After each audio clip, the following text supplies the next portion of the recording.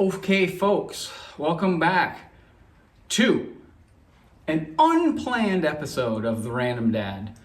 First real snowfall of the year. You all know because you're subscribed to the channel and you watch all of the Random Dad content that I have a John Deere D140 lawn tractor that has a 44-inch snowblower on it.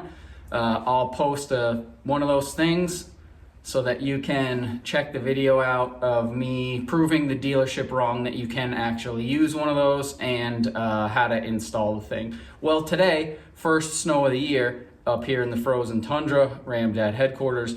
It is wet, gross snow. You got about 5 inches of it. And for the first time ever,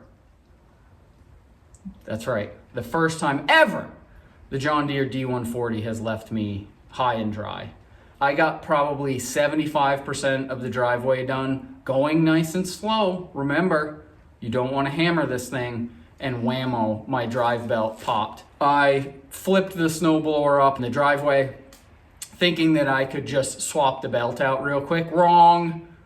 I pulled out the owner's manual of this thing and I have to disassemble the whole thing. I also checked YouTube, no videos for how to do this, so I'm making myself film this even though I'm behind schedule and I want to just get the dang driveway done. So buckle up, we're gonna figure this out as we go, and as always, thank you for watching Random Dad. So here's what we got here. I already started taking some of this bearing assembly and guard apart out in the driveway because I thought I could just slide it out and replace the belt. But basically there's a big pulley here that the drive belt goes around. There's a couple little guys down here that change the direction and send it back.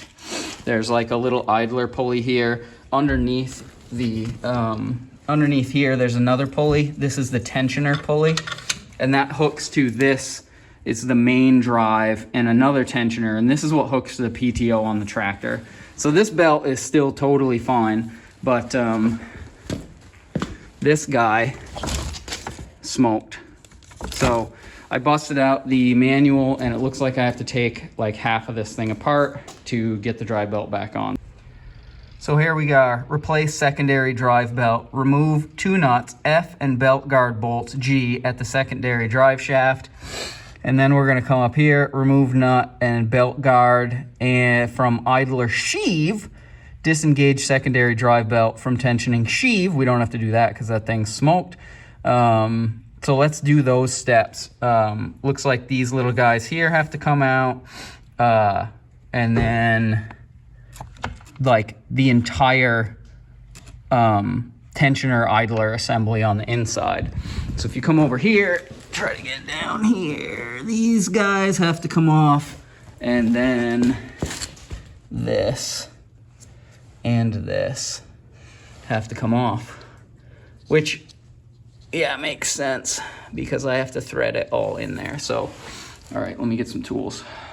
So you couldn't really see it while I had the this blower on the ground, the housing, but these are the first nuts and bolts I have to take off here. In case you're wondering, these are 10 millimeter.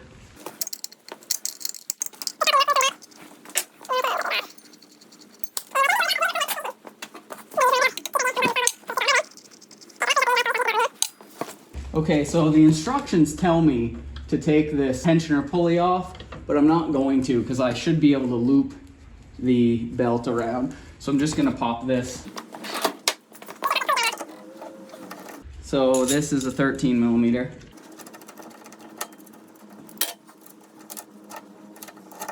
So because I don't want to forget where all this stuff goes, I'm just gonna hand tighten this nut back on this pulley, and I'll put the guard on afterwards. Okay, back to the book. Okay, so we took these little bolts out. We took this guy off. I'm not gonna mess with this because I can just loop it around. Down here, it looks like remove nut and belt guard from front left idler sheave at rear of snowblower housing. And then they want us to take this guard off. Oh, sorry, loosen. Do not remove 2 nuts. Q. That retain belt guard bracket to snowblower housing. Remove belt guard bracket, which is slotted for easy removal. So we will take this guy. Ooh, this is kind of interesting. This in the book is down here, but either way we have to take that off. This guy also 13 millimeter. So just like that center pulley, I'm gonna leave this pulley here so I know where it goes. I'll just put this housing thing back on afterwards. Now I'm gonna loosen these the guard cover, and hopefully take that right off. Slotted for your convenience, just like they said. Okay, so we popped that left belt guard off. We took this belt bracket thingy off. Now let's see. Remove 2 nuts S. Okay, from the auger shaft bearing. I already did that out in the driveway while I was thinking this was going to be easy. Remove 4 nuts U and carriage bolts that retain the gearbox plate to the snowblower housing. Okay, I did all that. Remove secondary belt. Again, that grenaded, it's already in the trash, and begin installing new one. Let's see if we can get all that out. As you can see, this is some of the part. This is the auger shaft bearing. I took that out already. And I actually took these. This is where I ran into trouble. I can't get this bracket out of here for some reason. So I might have to fight with that a second. So let me set you up so you can watch this fight. Okay, so again, remove gearbox plate is what they tell you to do, but I can't get it out past the actual auger shaft.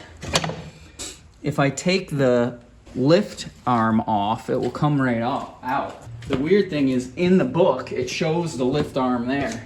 Maybe if I just rotate it, it'll come out of the way. No, it does not. That doesn't change it at all. Yeah, it doesn't come out. This lift arm, believe it or not, does look like it comes out or comes off very easily. I just have to unhook this right here. I'm just gonna unhook this. Sorry, I'm gonna remove this bolt and this lift arm is gonna come out of the way, and then hopefully I can get this plate out. 16 millimeter. Isn't that weird?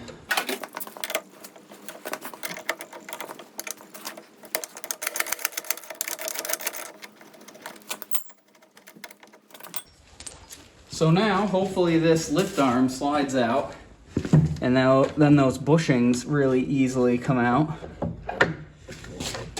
Lift arms out. This bushing is out of the way now. Look at that. Okay, so whatever that plate was called in the book, I forget, but it's out. So now it says reinstall the belt.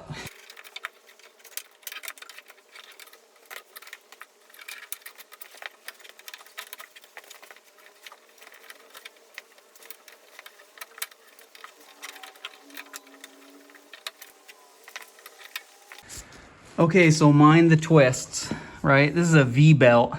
So it comes around this groove in the V, or the V's in the groove. And then you've got a little, on both sides here, there's a 1/4 turn that allows the belt to go into these V's in these pulleys here.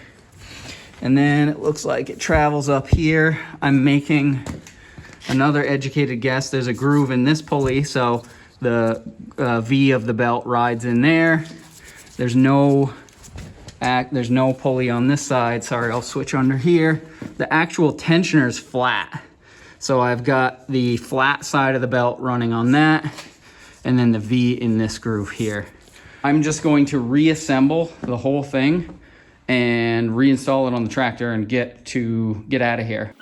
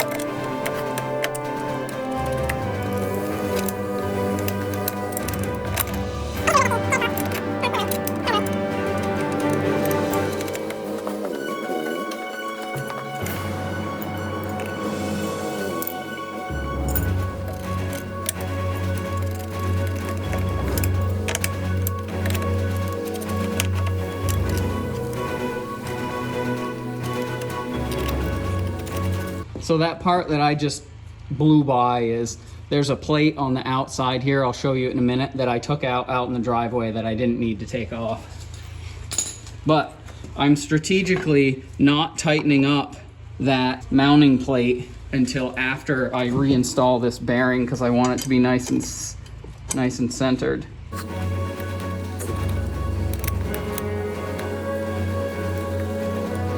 Those are 10 millimeter, in case you were wondering.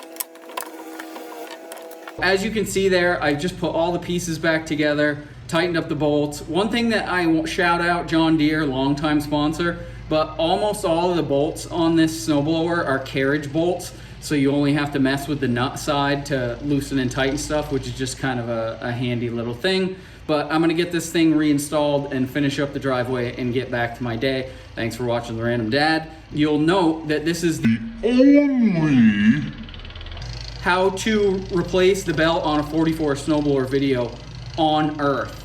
So shout out me for seeing that hole in the market and filling it for the Random Dad consumers. Just trying to do my part to, you know, make the world a better place. So let me know what you think. Goodbye.